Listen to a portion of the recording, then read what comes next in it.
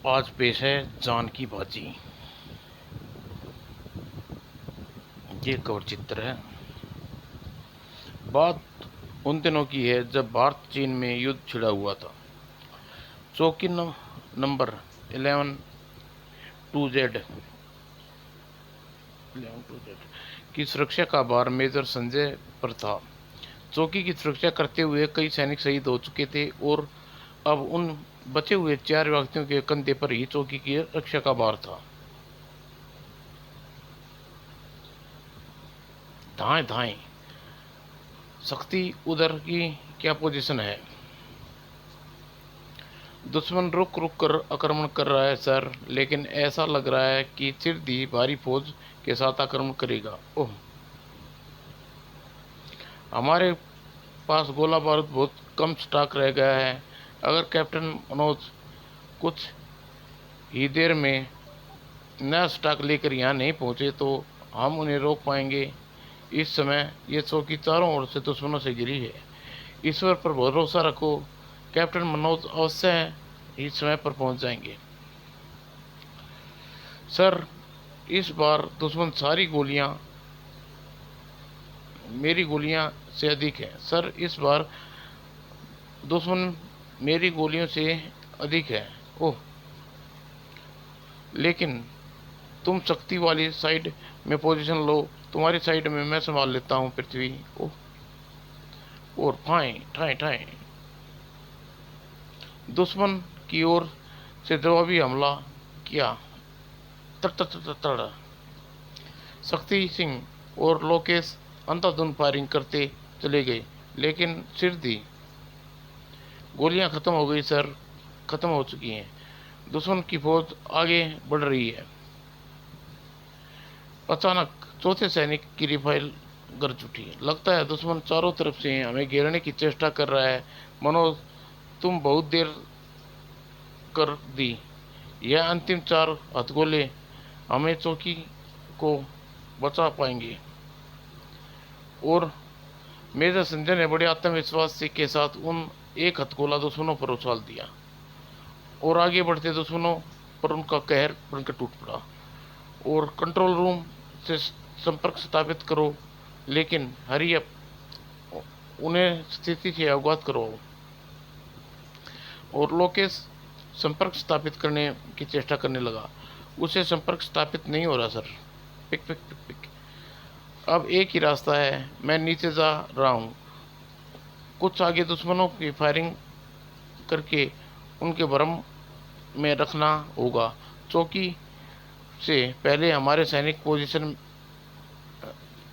चौकी होगा। चौकी से पहले भी हमारे सैनिक पोजीशन लिए हुए हैं, लेकिन सर उनमें खतरा है। हमारे पास गोलियां नहीं हैं। मेरी गन में अभी कुछ गोलियां बाकी हैं और तुम्हें इन 2 हथगोलों की मदद लेनी होगी। अगर हमारी किस्मत अच्छी हुई तो मनोज तक गोला बारूद की नई खेप लेकर पहुंच जाएगा। और मैं जा रहा हूँ, सावधान रहना। ईश्वर आपकी मदद करे। और मेजर संजय बेहद सावधानी के साथ नीचे ढलान पर फिसलता चला गया और एक निर्धारित स्थान पर पहुंचा। यह जगह ठीक रहेगी, हमारी चौकी से काफी पहले है। और भारतीय चौकी से एक हथगोला दुश्मनों पर फेंका। ओह, अब उनके पास केवल एक हथगोला बचा है। और यह सोचते ही उसका खून खोल उठा और अचानक ही उस पर न जाने किधर से फायर किया। धन धन धन धन धन। ओह, बाल बाल बचा, किंतु तुरंत निकट की चट्टान की पोजीशन ले ली और हल्का सा सिर उठाकर देखा। दुश्मन तेजी से आगे बढ़ रहा है। यही मौका है। उड़ाम। और उसके बाद मानो पागल हो उठा। सिर थी क्लिक क्लिक क्लिक। ओ, गोलियां खत्म। और चीनी सैनिक टिड्डी के दल के सामान आगे बढ़े और सिर दी। तुम्हारी वर्दी देखकर लगता है कि तुम सेना में किसी बड़े पद पर हो। ओह, हमारे काफी काम आज साबित हो गए। ले चलो इसे चाइना टाउन की चौकी नंबर 6 पर। चलो। और उधर ऊपर चौकी नंबर 11 टू जेड में मेजर साहब गिरफ्तार कर लिए गए हैं लोकेश। यह तो बहुत बुरा हुआ, लेकिन हम चाहकर भी इस दुश्मनों से मुक्त नहीं करा सकते। और अब मेजर संजय को लेकर वह चीन टुकड़ी गायब हो गई। एकाक लकोस्टिक किड़ा कैप्टन मेजर की जीप आ रही है। हमें चौकी को कम से कम हम चौकी को कम से कम बचा सकते हैं। और कुछ देर बाद विजय सूचना पर मेजर ने कंट्रोल रूम को दी। Hello sir, hello. चौकी 11 जेड को घेराबंदी तोड़ दिया है और मेजर साहब को कैद कर में फंस गए हैं। और ओह नो, ये तो बहुत बुरा हुआ। हेलो कैप्टन मनोज, तुम सिर्फ ही हेडक्वार्टर पहुंचो। और ओके सर। और कुछ फिर वह जीप में आया था और उसी जीप में टेढ़े मेढ़े खतरनाक रास्तों से होता हुआ हेडक्वार्टर की ओर चल पड़ा। उधर हेडक्वार्टर में अरुण ऑफिस में। आओ मेजर मनोज, तुम्हें इसी समय अर्जेंट मीटिंग पर रवाना होना है, बिल्कुल अकेले। मैं समझ गया सर। और गुड, एक जेट विमान द्वारा तुम्हें चाइना टाउन की चौकी नंबर 6 के निकट उतरना है। और चौकी नंबर 11 टू जेड के सबसे निकट वही दुश्मनों की है और हमें पूरी उम्मीद है कि मेजर संजय को वहीं ले जाया गया होगा। तुम्हारी जरूरत का प्रत्येक सामान तुम्हारे विमान के अंदर तुम्हें मिल जाएगा। Thank you. You are ready? Yes sir. आपको विश्वास दिलाना चाहता हूँ सर, या तो मेजर साहब को लेकर लौटूंगा। Good luck my boy. और कुछ देर बाद ही जेट विमान में मनोज को तीव्र गति से उड़ान भरी और मैं तुम्हें चाइना टाउन के इलाके की चौकी नंबर 6 के निकट जंगल में ले जाऊंगा। वहाँ पैराशूट की मदद से तुम नीचे उतरना होगा और रात के अंधेरे में तुम्हारे लिए सहायक सिद्ध होगा। डोंट वरी, मैं अवश्य पहुँचूंगा। पैराशूट और मेरा बाकी सामान इस बैग में है। और हमें कितनी देर में वहाँ पहुँच जाएंगे? केवल 5 मिनट में। और 5 मिनट बाद इस समय हम दुश्मन सीमा में प्रवेश कर रहे हैं। तुम तैयार रहना, हम ठीक देर में मंजिल पर पहुंचने वाले हैं। मैं तैयार हूँ, मेरा संकेत मिलते ही कूद पड़ना। यस रेडी, कूदो, हरी अप। और पायलट का संकेत मिलते ही मैं मनोज तुरंत नीचे कूद पड़ा और पायलट विमान को ऊपर उठाता चला गया। लेकिन उसी पल नीचे से भयानक जंगल से शोले उगरने लगे। धंधा और कर्णभेदी शोलों ने विमान से टकराए और कर्णभेदी धमाके के साथ फट गया और एंटी एयरक्राफ्ट गन द्वारा फेंके गए शोले थे और जेट विमान बुरी तरह क्षतिग्रस्त होकर नीचे जाने लगा और जमीन से टकराने के बाद पुनः एक कर्ण धमाका हुआ, धड़ाम, और विमान के साथ विमान के टुकड़े टुकड़े होकर बिखर कर गया।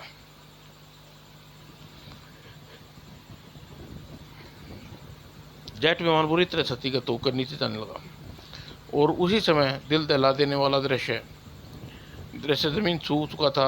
मनोज ने देख लिया था। ओ माय गॉड, विमान अब पायलट जीवित नहीं बचा होगा।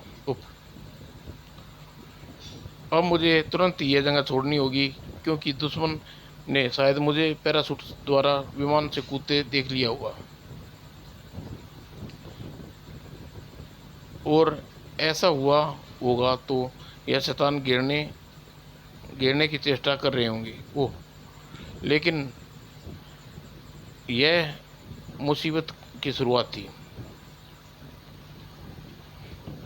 और फिर एक स्थान पर रुककर अपने बैग से स्टेन गन निकाल कर हाथ में ले ली। अब मैं किसी खतरे का मुकाबला करने के लिए बिल्कुल तैयार हूँ। शायद खतरा धीरे धीरे मेरी तरफ बढ़ रहा है। और कैप्टन मनोज का अनुमान बिल्कुल ठीक था। वह यहीं कहीं उतरा है। मूर्ख, उसे ढूंढो। अगर वह कमांडर इन चीफ सबको सूली पर चढ़ा देंगे। यहीं वह यहीं कहीं छुपा होगा, छान मारो। Yes sir. वह देखिए सर, यह उसी हरामजादे का पैरासूट है, यहीं कहीं ढूंढो उसे, एक एक गाड़ी ढूंढ डालो। Yes sir. चीनी सिपाही पागल कुत्ते की तरह सामान मनोज को ढूंढने लगी। यह देखिए सर, शायद उसके कपड़े का टुकड़ा है, इसका मतलब वह कहीं अब दूर नहीं है। और सैनिक उत्साह से भरे हुए आगे बढ़ने लगे। अचानक झाड़ियों से एक हाथ निकल कर आया और एक पल कुकर के ढक्कन की तरह पीछे एक सैनिक के मुंह पर चिपक गया और मनोज ने सिर पर खून सवार था, उसने फुर्ती से देखने योग्य थी उसका सूसू। और मनोज के एक कराटे वार ने चीनी सैनिक की गर्दन की हड्डी टूट गई और वह सैनिक आगे जा चुके थे। सैनिकों एक पलटा, शायद मैंने पीछे किसी की गड़बड़ का एहसास हुआ है। उसी समय बाज की तरह झपट्टा मार मनोज ने और गूं गूं गूं गड़गड़ा और उसी सैनिक को समाप्त करने के बाद हिरण की तरह को चाले भरी। तुम सबको मरना हुआ चीनी कुत्तों, उप न जाने कहाँ छिपा है, मैं यहाँ हूँ। ओह शूट हिम। और मनोज ने हैंड ग्रेनेड सेफ्टी पिन निकाल कर उन दुश्मनों के ऊपर उछाल दिया और हथगोला भीषण धमाके के साथ फट गया। और गोला फटने के बाद उसने दुश्मनों को संभलने का अवसर न दिया, तबा तोड़ गन स्टैंड फायर कर दिया, तुरंत फायर करता चला गया। और कुछ देर में वहाँ मौत की सी चुप्पी छा गई। लगता है सब मारे गए, किंतु मुझे सावधान रहना होगा। हल्की सी आहट सुनने के लिए कान बिल्कुल सजग थे और वो तभी पीछे झाड़ियों से सनसनाता बुरी तरह चौंका और अगले ही पल दद दद ओह। और काफ़ी देर तक कोई आवाज़ न सुनाई दी। इन सांपों से बढ़कर चीनी सांपों का ज़्यादा अधिक खतरा है। लेकिन उसी पल कोई साया उसके ऊपर कूदा। ओह। और खतरा सिर पर देखकर मनोज अपनी संपूर्ण शक्ति एकत्रित कर एक विचित्र प्रकार का खड़काहट मुंह से निकली और फिर बता कमीने हमारे मेजर को कहाँ कैद कर रखा है। और ज़मीन में गिरते ही मनोज ने उससे संपूर्ण शक्ति से जुटा कर पाँव की गर्दन पर रख दिया और साथ ही पूरी बेड़िए की गुर्राट में बोला, गूं गूं गूं, बता हरामजादे वरना गोला दबा कर कुत्ते की मौत दूंगा। वो गर्दन पर अपना पाँव का हटा रहा हूँ, लेकिन याद रखना चालाकी दिखाई तो कोशिश मत करना। बताता हूँ गर्दन छोड़ो। और मनोज ने अपना कसाव को ढीला कर दिया। तुम्हारे कैप्टन साहब चौकी नंबर 6 के निकट हंट में रखा गया है, वहाँ तक पहुँचने का रास्ता बताओ। मौत के भय के मारे सैनिक ने कुछ भी न छुपाया और तमाम जानकारी पश्चात जिंदा नहीं छोड़ना चाहता और भारी बूट को जबरदस्त ठोकर ही उसे मौत के मुंह में सुलाने के लिए काफ़ी थी। और उसके बाद गन उठाकर जंगल का सीना रौंदता हुआ आगे बढ़ गया। सैनिक की और कोई रिपोर्ट न पहुंचने पर मेरी तलाशी तेजी से शुरू हो जाएगी, जबकि चाइना टाइम नामक चौकी नंबर 6 के निकट बनी हट में। कहो मेजर, कैसे हो? वहाँ उपस्थित चीनी सैनिक अपनी भाषा में कहा, सर लगता है इसमें बोलने की कसम खा रखी है। इसे कोड़े मार मार कर थक गया है, लेकिन यह कुछ बताने को तैयार नहीं है। ऐसा इंसान पहले कभी नहीं देखा सर। इतनी मार खाकर तो पत्थर भी बोलने लगती हैं। यह बोलेगा भूचिंग, इसे फरिश्ते भी बोलेंगे वांग। इसे पहचान लो देशभक्त कुत्ते, यह वांग है, जिसका दूसरा नाम दरिंदा है। अगर इसके सामने तुमने जुबान न खोली तो यह तुम्हारी बोटी बोटी तुम्हारी आंखों के सामने नोट डालेगा कहने के साथ ही चीनी अफसर ने अपने सैनिकों को वहाँ से हट से दूर बाहर निकाल दिया और द्वार पर सांकल चढ़ाकर माँ संजय के निकट पहुंचा और दरिंदी से आवाज में बोला, मेजर, चौकी नंबर 11 टू जेड में 6-7 नंबर के ट्रिपल एक्स और नंबर 2 फाइटर, तुम्हारे कितने सैनिक हैं और कितना असला है? मेजर, तुमने कुछ पूछा है, जवाब दो, वरना तुम्हारा सलूक करूंगा तुम्हारे साथ।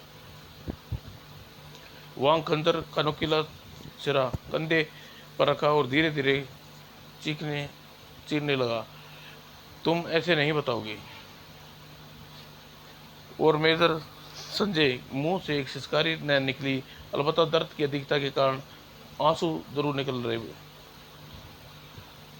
और दरिंदगी का बस यही नहीं कि दूसरा कंधा भी ऐसे ही दरिंदगी के साथ चीर डाला। वो बड़ी सख्त जान है, अब इस समय है कुत्ते बता दे। और ओह, शायद अब तू चुप नहीं रह सकोगे, अब नमक तुम्हारे गाँव में छिड़कता हूँ। और दरिंदे, तू मेरा मुंह फिर भी नहीं खुलवा पाएगा। और वांग ने मेजर के गाँव पर नमक छिड़क दिया और गाँव पर नमक छिड़के से किसी दूसरे व्यक्ति पर चीख पड़ा, किंतु मेजर के मानो अपने होठ सीकर बैठा था। और उस समय ओह रही हट, वह यही हट होनी चाहिए, लेकिन अंदर जाने के लिए पहले इन सैनिकों के ऊपर भेजना होगा। कमाल है, अंदर से मेजर की कोई आवाज़ नहीं आ रही। लगता है वांग उससे कुछ नहीं बुलवा पाया। अगर ऐसा हुआ तो मेजर मौत वांग को हाथों निश्चित है। और एकाएक मनोज काल बनकर उनके सामने आ खड़ा। कौन हो तुम? ओ दुश्मन, आज़ादी, हाँ हरामजादू, तुम्हारी मौत मेरे हाथों निश्चित है। और दूसरा सैनिक संभल पाता इससे मनोज का जिस्म हवा में उठ खड़ा और अगले ही पल कमीने कुछ ही देर में दोनों सैनिकों के प्राण पे घेर उड़ गए। और तभी कौन है? और बाहर से कोई जवाब नहीं मिला, परंतु झल्ला कर दोबारा क्रोध में पूछा, कौन है जवाब दे, ता क्यों नहीं? और क्रोध में कांपते हुए वह आगे बढ़ा और एक झटके में उसने दरवाज़ा खोला। दरवाज़ा खुलते ही और वांग संभल पाता इससे पहले ही सनसनाता खंजर उसकी छाती में आ धंसा। और खंजर का वार इतना जबरदस्त था कि वांग गिरने के बाद पुनः न उठ सका। उसकी लाश के ऊपर कूदा और वह मनोज के निकट पहुंचा और देखकर मनोज की आंखों में आंसू बह रहे थे। तुम मनोज? यस सर, आपको इस दरिंदे की कैसे आज़ाद करने आया हूँ, और कमीनों ने इनकी क्या हालत बना दी है। और बंदर की फुर्ती के साथ उसने मेजर का संजय को रस्सियों खोल दी और सारा देता हुआ बोला, जल्दी करिए सर, कभी भी पहुंच सकते हैं, चलो। और दरवाज़ा चौखट पार पहुंचे, मेजर लड़खड़ा गया। आप घबराइए नहीं सर, मैं आपको पीठ पर उठा लेता हूँ। ओह, और सबसे पहले मुझे नदी में छिपाए गए अपने बैग पर पहुंचना होगा, ताकि मेजर को कुछ प्राथमिक चिकित्सा दे सकूं, वरना इनकी हालत और ज़्यादा खराब हो सकती है। और सहसा वह रुका। क्या हुआ कैप्टन? 1 minute sir. और अपने हाथ से हथगोला उस हट की ओर उछाल दिया। अब यहाँ किसी को ऐसी भयानक यातनाएं नहीं दी जा सकेंगी। और फिर मेजर संजय नदी पार कर गया। और गाँव में बहुत पीड़ा हो रही है न सर, इस नदी के किनारे मेरा बैग है, दवाई है, पट्टियाँ हैं। नहीं मनोज, इन में फिर फजूल कामों में वक्त खराब मत करो, दुश्मन कभी भी यहाँ आ सकता है। और वह झाड़ियों में छिपा अपना बैग के पास पहुंचा। उसने मेजर संजय के घाव पर दवा लगाकर पट्टी लपेट दी। कुछ आराम मिला सर? आखिर तुम माने ही नहीं, पट्टी करके जो समय लगा है उस समय हम यहाँ से काफ़ी दूर निकल सकते थे। और तभी दुश्मन नदी पार कर इधर आ रहा होगा। देखिए सर, किसी जूते के निशान। ओह, जीप नदी की दूसरी तरफ चलो और ढूंढो रामजादों को, देखते हैं गोली मार देना। Yes sir. और किसी तरह इस जीप को कब्जा ना होगा सर। कैसे? ये बम करेगा सर। और धड़ाक, तड़ तड़। और कुछ देर बाद, जल्दी कीजिए सर, वर्दी पहन लीजिए। और वर्दी पहन लेने के बाद यह गन काम आएगी सर। और जल्दी जी में बैठिए, चलो। और मेजर संजय जीप में सवार होते ही मेजर ने जीप को दुर्गति के साथ जंगल के ऊबड़ खाबड़ जमीन पर दौड़ा दिया। संभल कर मनोज। ओह। और लगभग आधे घंटे जंगली सफर तय करने के बाद पश्चात मनोज एक जीप रोक दी। जंगल समाप्त हो चुका है सर। सामने वो सड़क चौकी दिखाई दे रही है, उसके पीछे जो बर्फ का पहाड़ है उस पर हमारा भारतीय सीमा में पहुंच जाएंगे। जीप को आगे बढ़ाओ और दुश्मनों की जीप आगे बढ़ाओ। यह दुश्मन की जीप है और हम दुश्मन की सैनिकों की वर्दियों में हैं। हमें कुछ देर तक भ्रम में रख सकते हैं। मनोज ने जीप सड़क पर बढ़ा दी और जीप रुकते ही अचानक हमला करना होगा हमें। लेकिन जीप रुकते ही आप सड़क के दूसरी तरफ कूद जाइए, अन्यथा दुश्मन हमें जीप से निकलने का मौका नहीं देगा। आप बुरी तरह घायल हैं। और ये मैं ये हमें रोकने का संकेत कर रहे हैं। आप कूदने के लिए तैयार हो जाइए सर, मैं जीप को रोक रहा हूँ।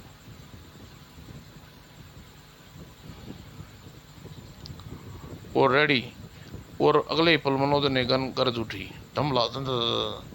और मनोज ने एक हैंड ग्रेनेड जेब से निकाल कर आगे बढ़ा सैनिक चीनियों को उछाल दिया और साथ ही जीप से कूद गया। दूसरा हैंड ग्रेनेड जीप पर उछाला और अचानक भारी गोलाबारी से भरे ट्रक को देखकर मनोज की आंखें खूनी चमक आ गई। ओह, शायद ट्रक में कुछ ही देर पहले यहाँ पहुंचा है। उसे तहस नहस करना होगा। और चौकी में अनुमान से अधिक सैनिक, बहुत कम सैनिक थे जिन पर गोलियां बरसाता हुआ वह हेलीकॉप्टर की तरफ लपका।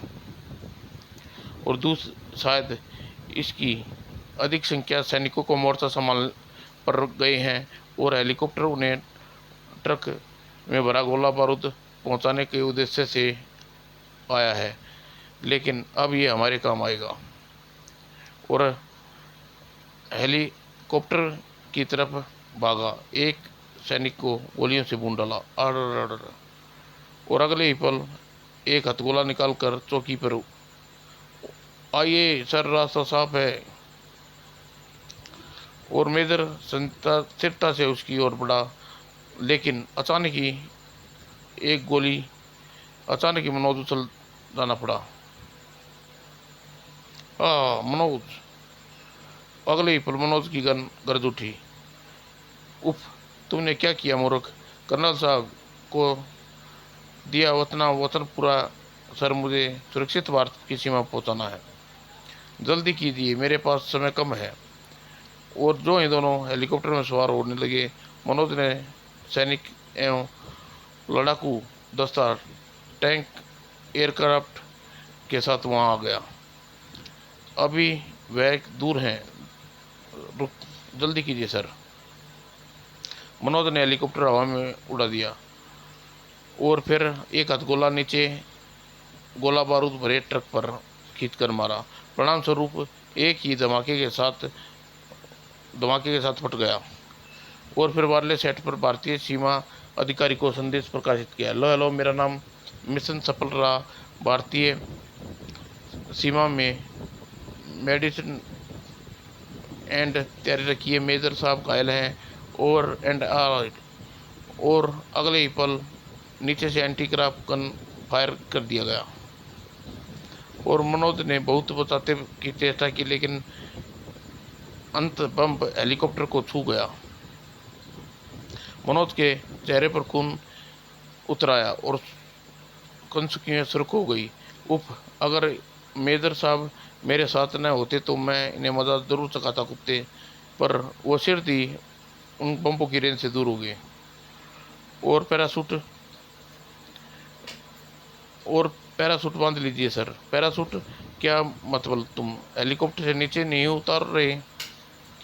मेरे पास इतना समय कम है सर। हेलीकॉप्टर में आग लग चुकी है जिसे धीरे धीरे फैलती जा रही है। नहीं नहीं, मैं तुम्हें इस हालत में नहीं छोड़ सकता।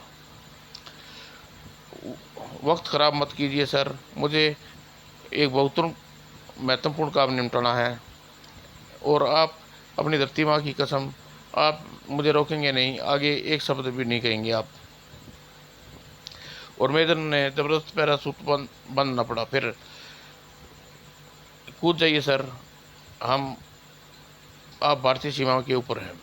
ओह मनोज, और जाइए सर। और कुछ ही देर में मेजर पैराशूट खुल गया और वह आरामपूर्वक नीचे जाने लगा। न जाने क्या करना चाहता है। और उधर मनोज अपना हेलीकॉप्टर वापस चौकी नंबर 6 की तरफ मोड़ दिया और चौकी से दूर वह पैराशूट बांध कर कूद चुका था। और पहले ही चौकी नंबर 6 पर सैनिकों को समझ पाते मैंने हेलीकॉप्टर को 150 डिग्री कोण पर सेट करके छोड़ा है। अब वह सीधा चौकी को उसका गिरेगा। दुनिया की कोई ताकत उसे चौकी को ध्वस्त होने से नहीं बचा सकती। और मनोज का अनुमान ठीक निकला और एक ग्रहण बेद धमाका और हेलीकॉप्टर के साथ चौकी 6 की भी धज्जियां उड़ गई। और अगली सुबह भारतीय सेना भारतीय सेना पर पड़ने वाली सूर्य की प्रथम किरण भारतीय सेना सुरक्षा बल के सैनिकों को एक पांव बर्फ में झांकते हुए दिखाई दिए। और बड़ी कठिनाई के साथ उसने मनोज की लाश को बाहर निकाला और देश के लिए अपनी जान की बाजी लगा दी थी। बर्फ की कब्र में देश का महान सिपाही सदा के लिए सो गया था। अन्य भारतीय सैनिकों ने उस बहादुर इंसान का सलूट किया और सलूट देने के लिए उठ गए। समाप्त दोस्तों।